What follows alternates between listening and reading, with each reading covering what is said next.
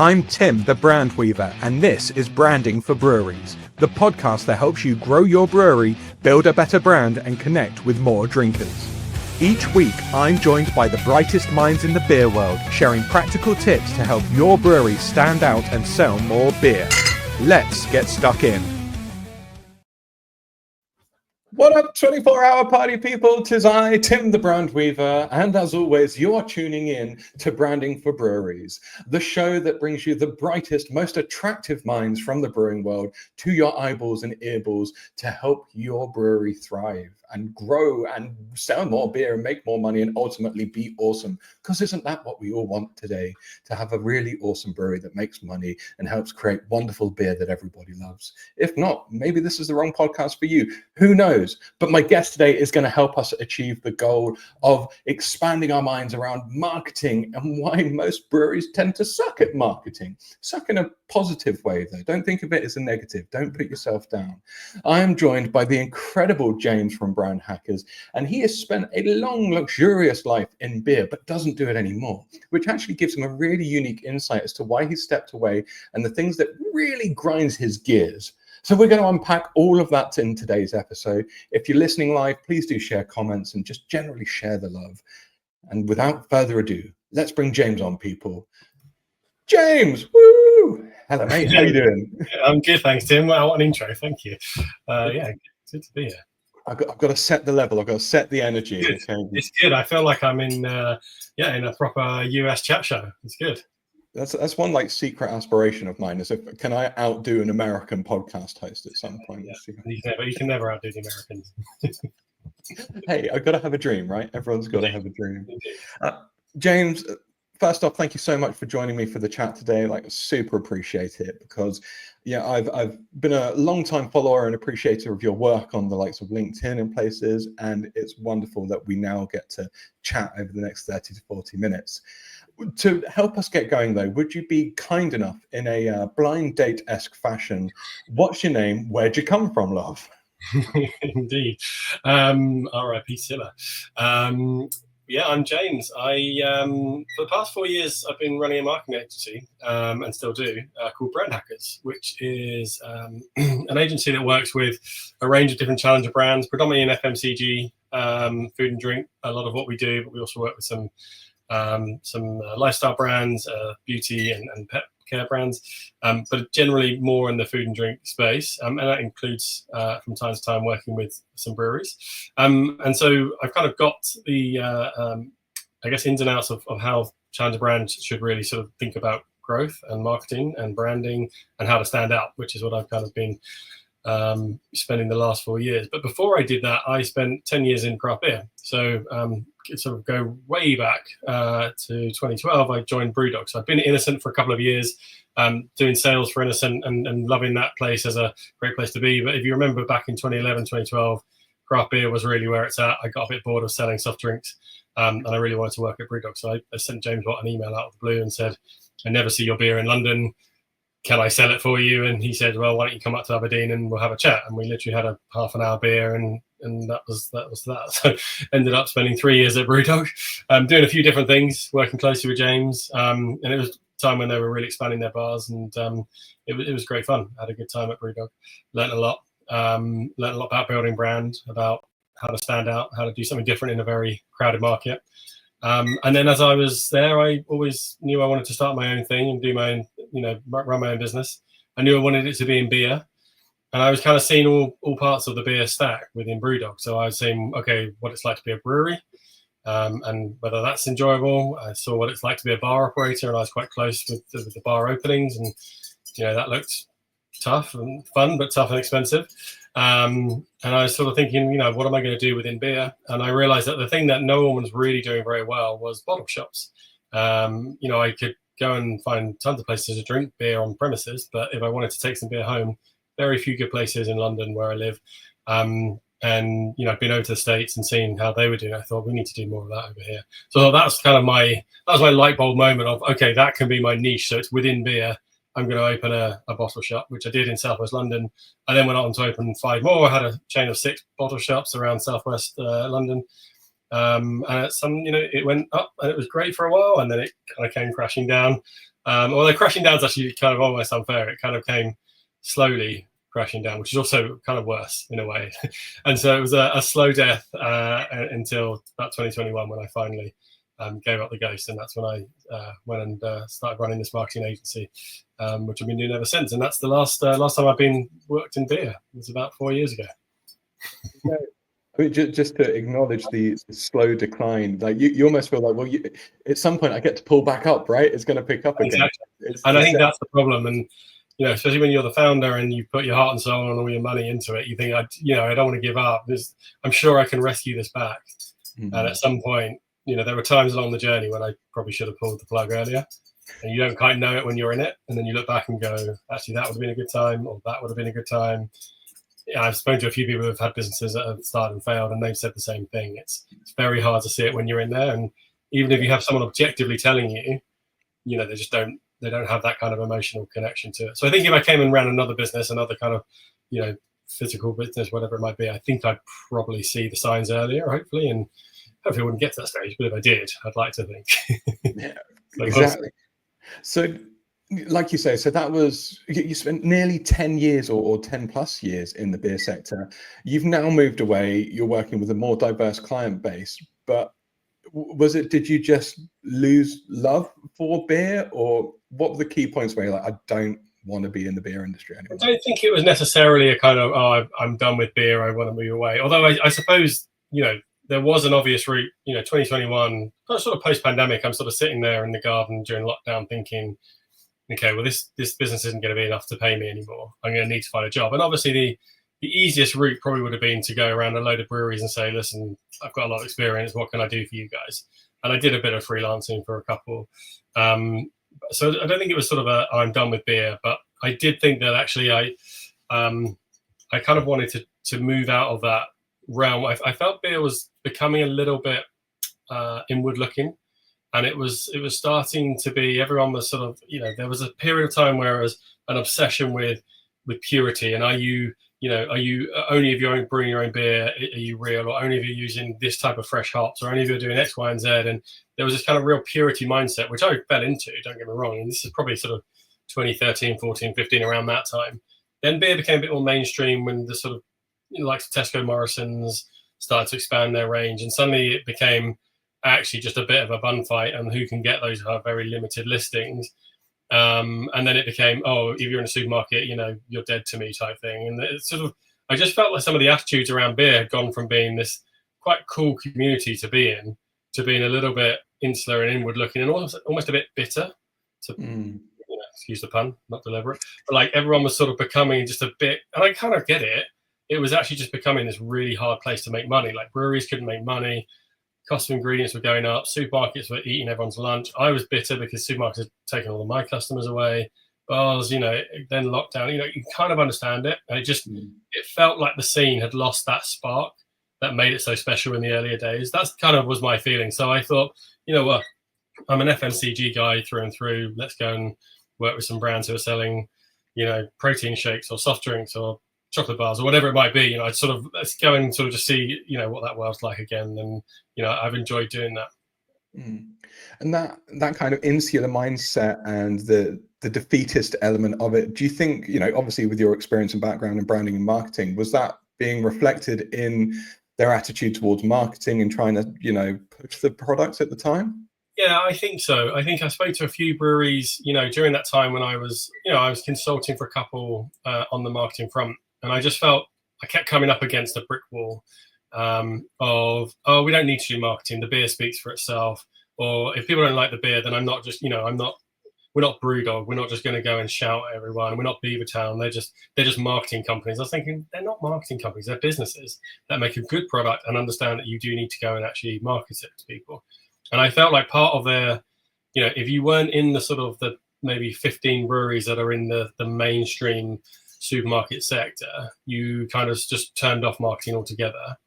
Or you went to the other extreme, which actually I kind of respect quite a lot, but the kind of the Cloudwater, Verdant, Daya thing of actually we're a bit too exclusive. And so I remember that, as a bottle shop owner, I got quite annoyed because I could hardly ever get any stock from the likes of Daya and Verdant. And I was like, I'm I'm trying to sell your beer, and they're like, well, we don't have enough stock for you. And I was like, okay, well, it's actually quite a good marketing ploy to do the whole scarcity, and I really respect it as a marketer.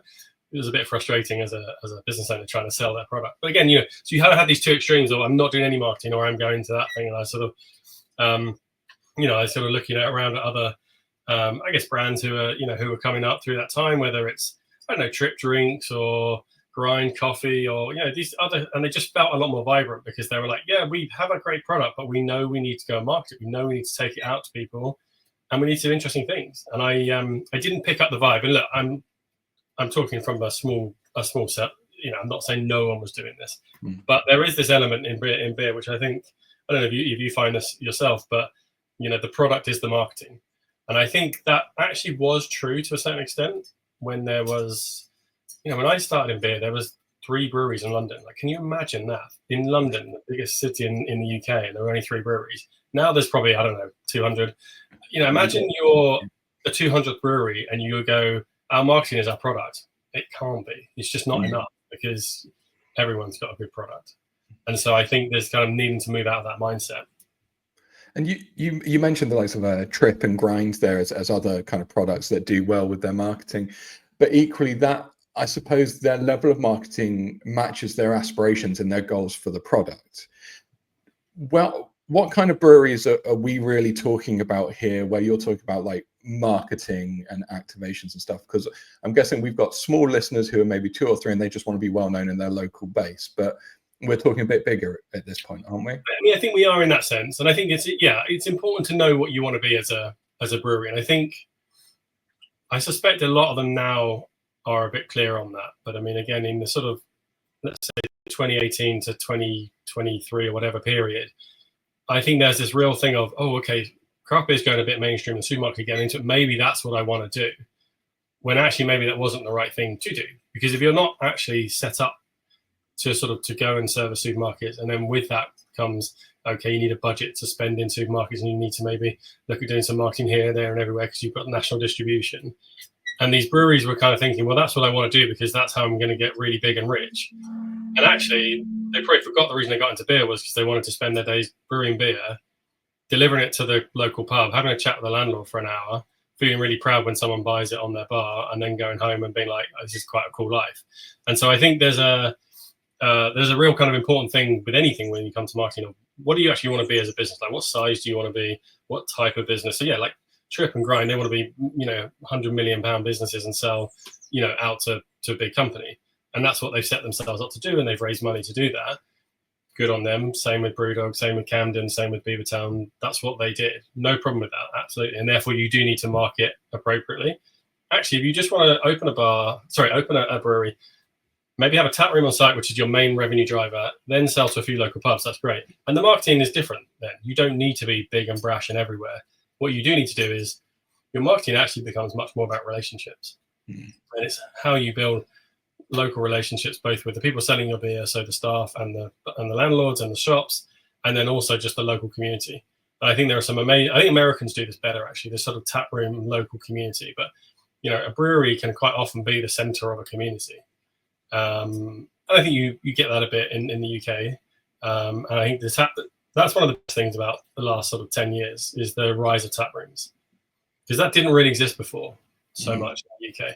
And now every brewery's got a tap room. Now they have it out of necessity because it's probably kind of the only way they can make money, make good margin and that kind of thing. But it's also the vibe you get at a brewery tap room is great. As long as you don't mind schlepping across 10 industrial estates to get there, or whatever it might be. But I think, I think, like say, I guess quite often, and maybe this conversation will go that way, we're talking probably about brands that have a bigger aspiration. They want to be quite big. Maybe they want to either exit, or maybe they want to go international, or they want to have a national presence. I guess that tends to be kind of where I work in terms of with different brands. So if we focus on those breweries who want to be national and have that national presence, because I do agree, like even if you want to be the smaller brewery and you only want to thrive within a 30-mile radius, your marketing, but as you say, it's a different kind of marketing, so it's a different conversation. But now you've stepped away from the beer space, I want to know, like, what's going on outside the beer world? What are some of the other brands doing that you're like, why aren't breweries doing this kind of stuff? You know, Mm. what can we learn from outside the brewery bubble?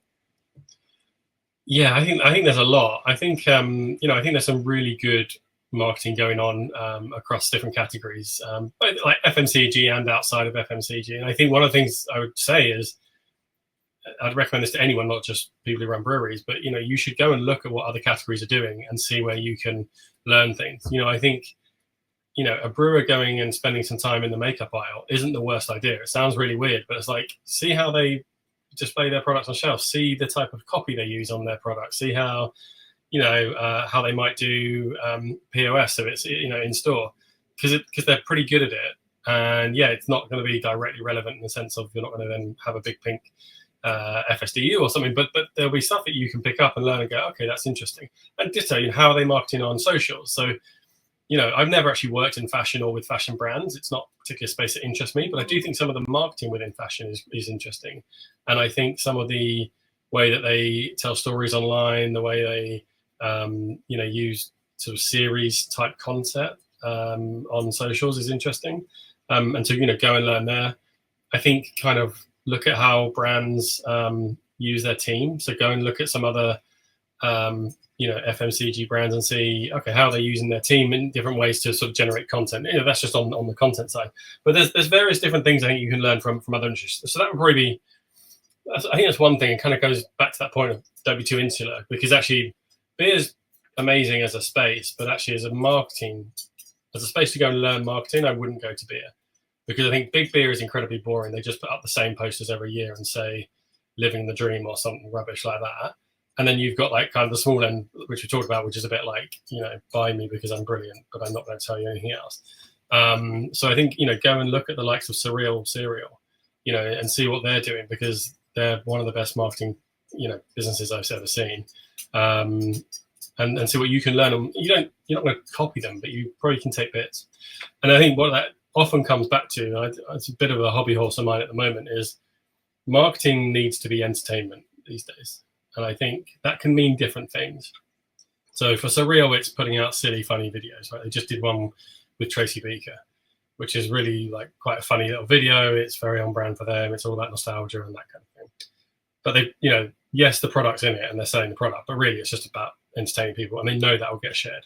But for breweries, that could be, okay, the entertainment could be, like a kind of almost a reality show, but based in the brewery, so that people who are going to be drinking their beers might find that really interesting, because and it doesn't have to be comedy. It could just be interesting. It could just be like, actually, let's just have a camera follow us around and just like see the day-to-day workings. And it almost, I always think, how can you frame it in terms of what we understand as traditional entertainment?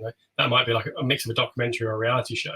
I think that's quite interesting. But again, how can you sort of think, why are people going to show up and watch what I'm doing or care what I'm doing? Usually you have to entertain people, and whatever that means. So I think about like the other brands that are doing entertaining well. Like Liquid Death is a classic one where almost the product is right at the back.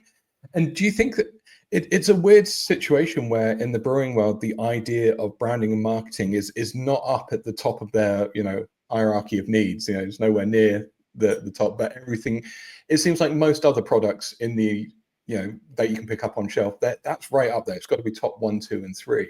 Yeah. Where do you think that mindset comes from? I think it's because you always look at businesses like, what are your core competencies? And what I mean by that is, what are the things that you're really good at that you should lean into, and then the things you're not really good at, you should get someone else to do, and you should outsource. So if you're I don't know, maybe coffee company's not quite right. Let's say you're let's just take Trip again. Trip went to a product developer or something and said, look, I want to release a CBD drink.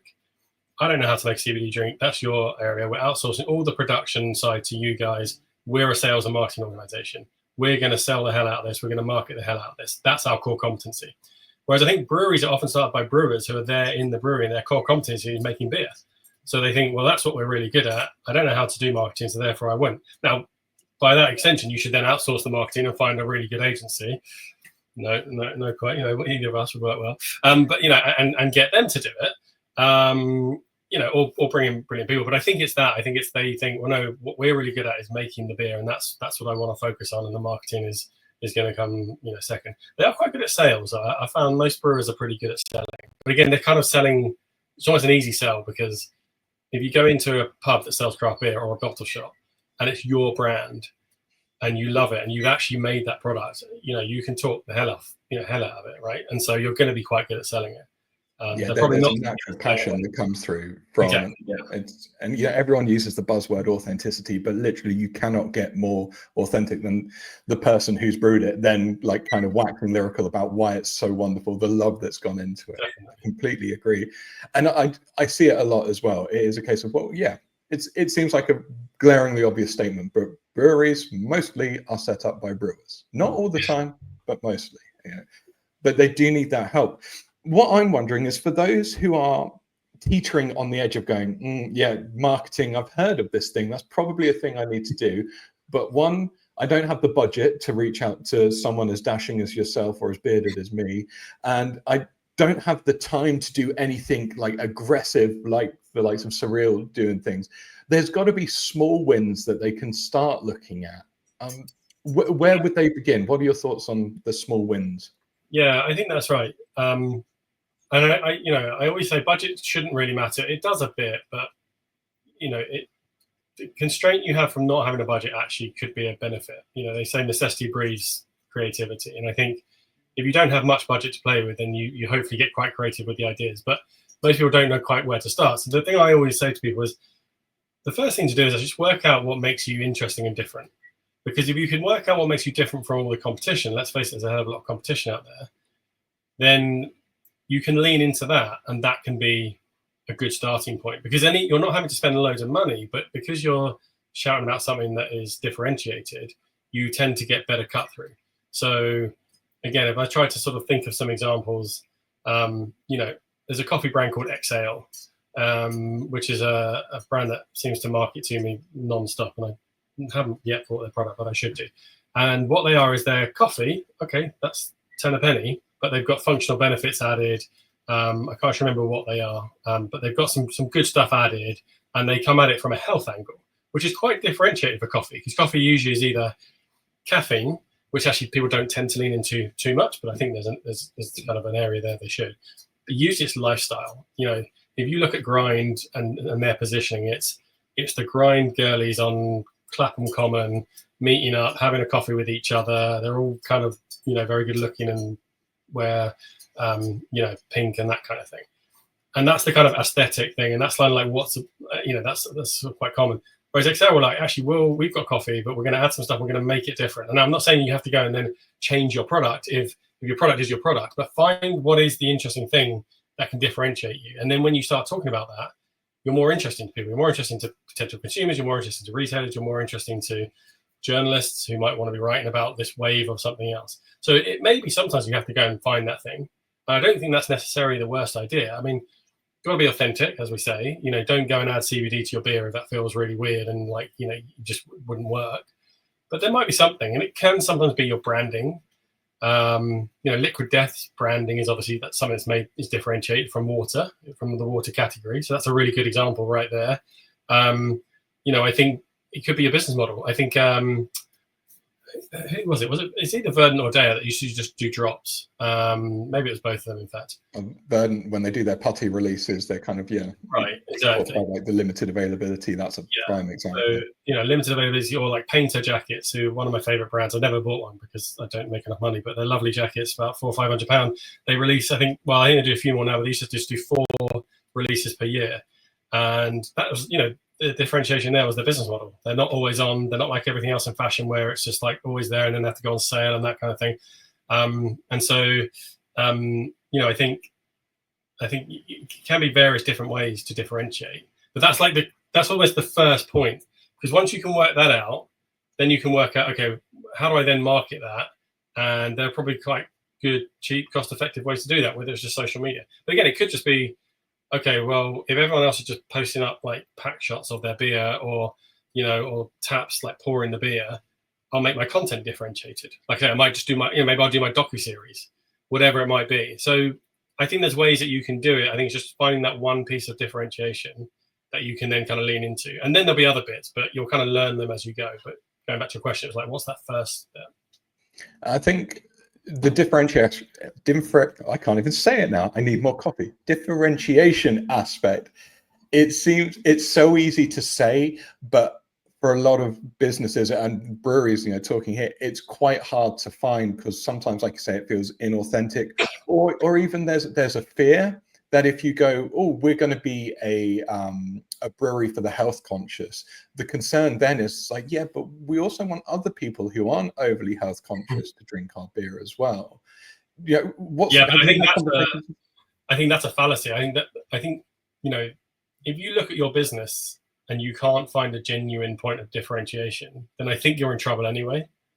And unless you're, like say, the very local brewery who only needs 3 pubs to survive, and all 3 of those pubs are his best mates, which does exist. But like, let's say you're a business that wants a bit of a bigger size, you want to grow a team, you want to have.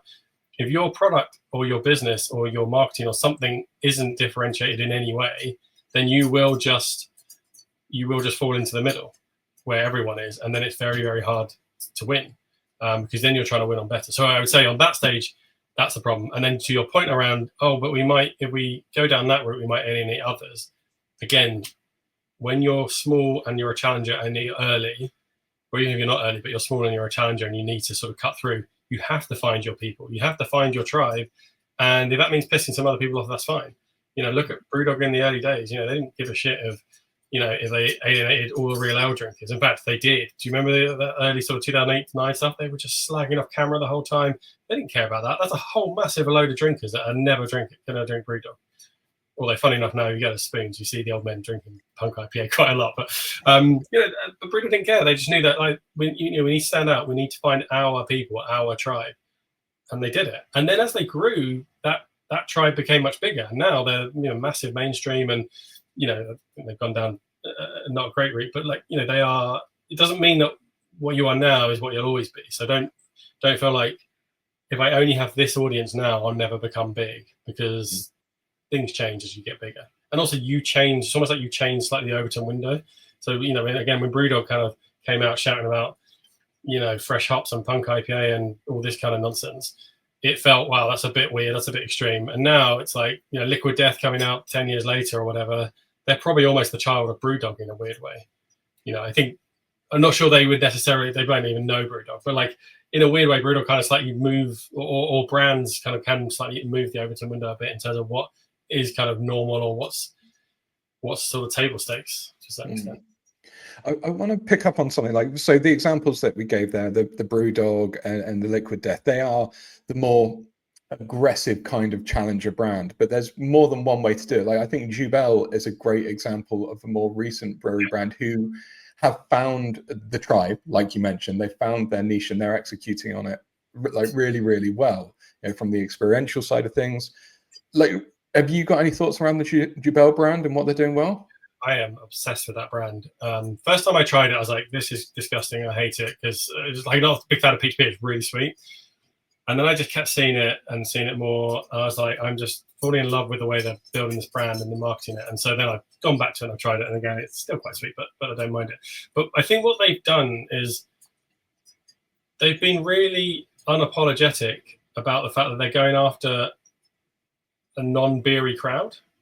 That's what it is, right? They've realized that, okay, craft beer's got their craft beer audience, real ale's got their audience, mainstream lager's got their audience, and there's this sort of audience of mostly female. I think they skew sort of 60% female, kind of party set, who their options that they're being given are RTD cocktails, seltzers, maybe some crappy like Carlsberg if they're at a festival. Like, maybe there's a beer that can actually meet their needs.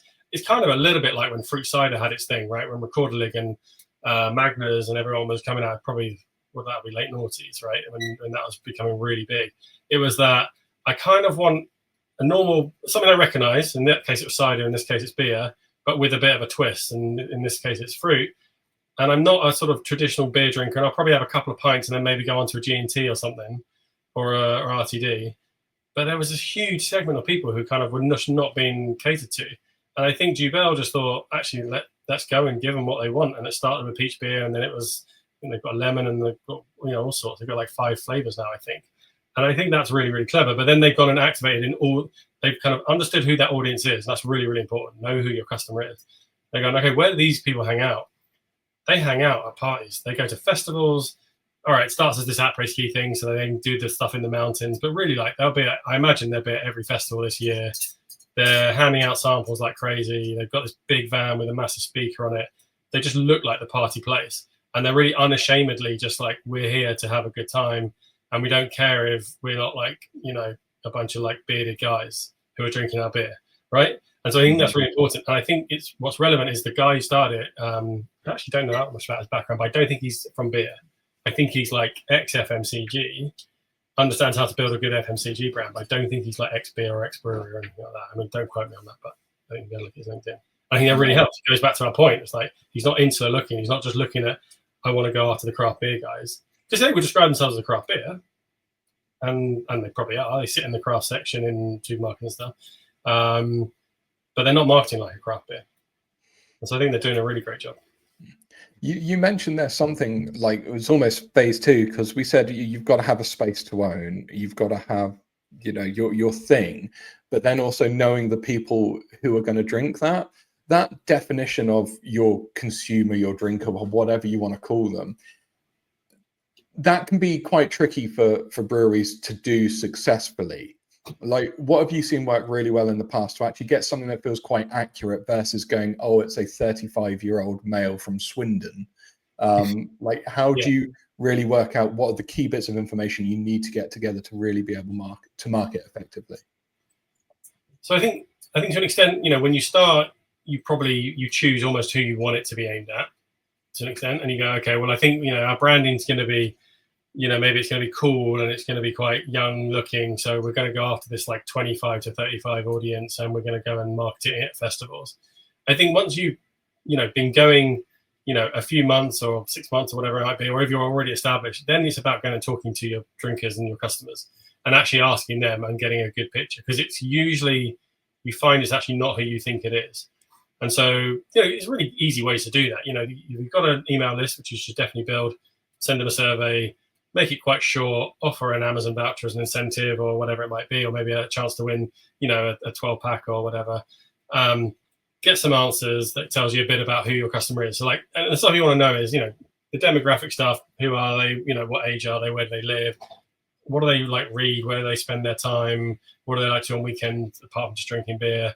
Kind of build up a picture of your customer, then like delve into a few. So maybe pick 5 or 10, either have a 45-minute conversation on Zoom with them, or send them some WhatsApp voice notes and get, you know, ask them some questions and get them to voice note you back. Because then you get to hear what they're saying about you. You'll pick up some tidbits. And then what you try to do there is really just try and work out who they are, but also like the role that your product, your beer, your brewery, your brand plays in their life. And then you can start to, you know, potentially market to that, or maybe not. I mean, I think, you know, you may find, I have a friend who's got a gin brand, and, you know, in his mind, his customer is a 30-year-old woman who, you know, drinks it, you know, on a night out with their friends and having a great time. The reality, when he looks at all the data and talks to his customers, is it's like 55-year-old women who are sort of, you know, leaving their home counties and not very trendy, but they're the ones with disposable income who drink a lot of gin. And it's like, okay, so then he gets to decide, do I market to 55-year-old women, or do I market to the younger people in the way, and hope that that's aspirational, so it still brings in the others.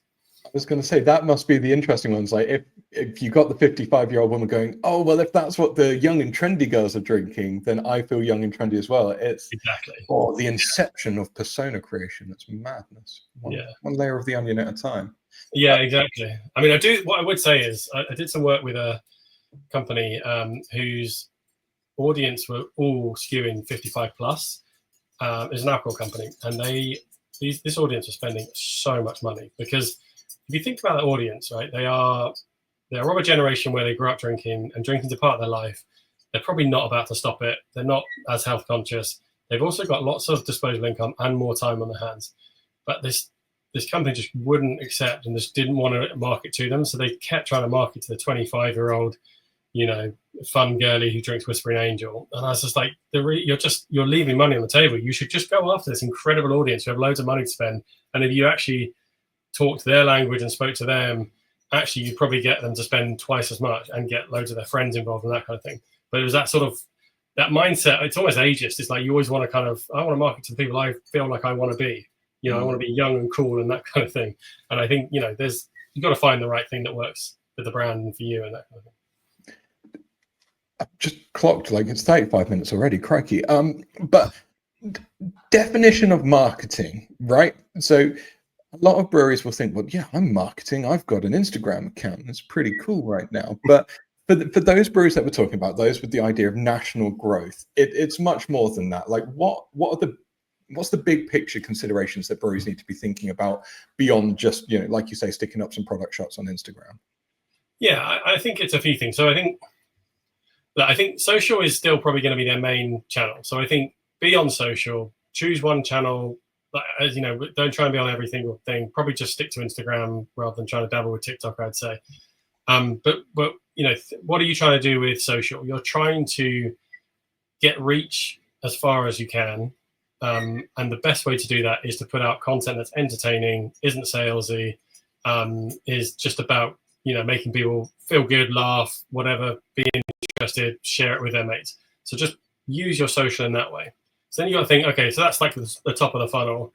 Then I need to get people to try the product. I want to, you come down the funnel into some middle of funnel consideration phase. That's really about going out and trying to get the product into as many hands as possible. That kind of classic liquid on lips thing. So how can you do that? Sampling's quite hard with an alcohol brand. You can't just sort of, show up and start handing out a load of booze. So it is trickier, especially if you've got a low budget. But are there ways you can do it? So, if you're in 10 pubs, that's a place where you could go and sample. You could spend an hour on a Friday night saying, look, we're going to give a keg away for free. I'm going to stand by the bar. I want everyone to try it. And it's a free half pint for every person. You could do that. So, getting the product into people's hands and getting to try it, that's a really, really important part of marketing, particularly if you are a taste, a food brand, a food or drink brand. So I think there's that. And then I think there's making sure you're doing the basics. So are you doing email marketing? I think you've had Ben, who's an email marketer, on before, and he's very good at making sure you're just doing the basics and making sure that get people's email addresses and send them good marketing. Again, should be leaning towards entertainment rather than sales, but making sure that you're staying top of mind in a channel that's people tend to respond to. Been in their inbox. You're there in front of them. So sort of making sure you're doing the basics. And then also remembering that a lot of marketing is also sales. So, what are your sales reps going out with? Are they going out there with anything interesting to say? Can you say you have a marketing team or you have a marketing person? It's probably more realistic. Can that marketing person give the sales team something interesting to go out with? So whether that's a new beer, which is kind of easy for breweries because they're always coming up with new beers.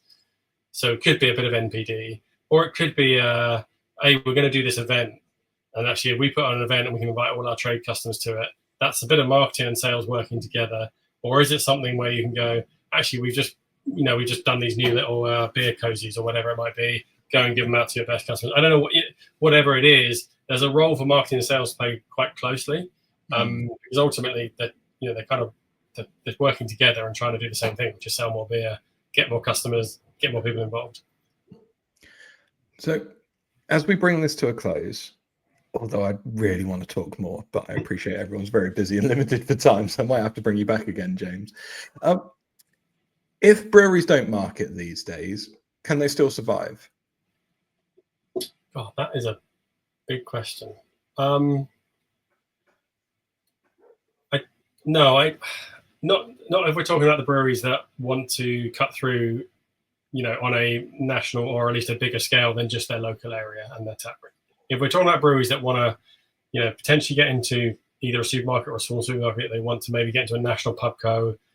I don't think you can do it without marketing. I don't think you can do the no marketing approach, because I think, if you get put on a bar in a Mitchell and Butler's chain, great, you're in there, but you're probably one of 5 different craft beers.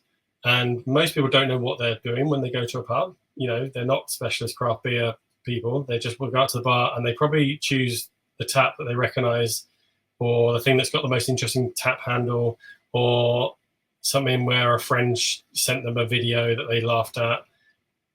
Jubel will be on that bar, and they've got really nice tap handles, and they do really good marketing and events, so they'll get one. Or Brewdog will, or Beavertown, who've just gone, on a national out-of-home campaign. You're up against some big players doing interesting stuff. So I think the answer is no, don't do no marketing. I think if you're very budget constrained, which is probably the reality, work out what you can do that will make you stand out against the others. Because actually, that's not actually that difficult. And it doesn't need to cost lots of money. And like I say, maybe it's just you are, the funniest brewery out there. Maybe, cereal are the funniest protein cereal. They're not the only protein cereal. There's about 10. They're the funniest. And so they're the one that people think of. So it's kind of getting that mental availability. Marketing, we talk about physical availability, which is your distribution, and mental availability, which is when someone's in a supermarket aisle or at a bar, are you the one they're going to think of? And that's what marketing is. It's making sure that you're in their mind. So yeah, I think I'll do it. No, it's great. And I couldn't have said it better myself, but it's much easier to let my guests answer the questions than me do. Otherwise, I'd just be talking to myself, and no one needs that in their life. James, I want to thank you so much for joining us this morning. It's been phenomenal. If people want to chat with you more, check out your work, see what's going on in the life of James and Brand Hackers, where can you direct them? Yeah, thanks for having me. Our website is brand-hackers.co. And we've got a new shiny website, which we just put up this year, which tells us about kind of what we do. We have a team of 20 marketers across different parts of the marketing stack. So everything from social media and content through to paid ads and email marketing and brand marketing. So we can cover most of what a brand needs. I'm active on LinkedIn. That's the platform I tend to geek out on most. So find me on LinkedIn. I tend to post probably 3 or 4 times a week, and I do love a DM conversation. So if you found interesting or there's any questions you've got, please do send me a DM. I do look at them all and respond to them all.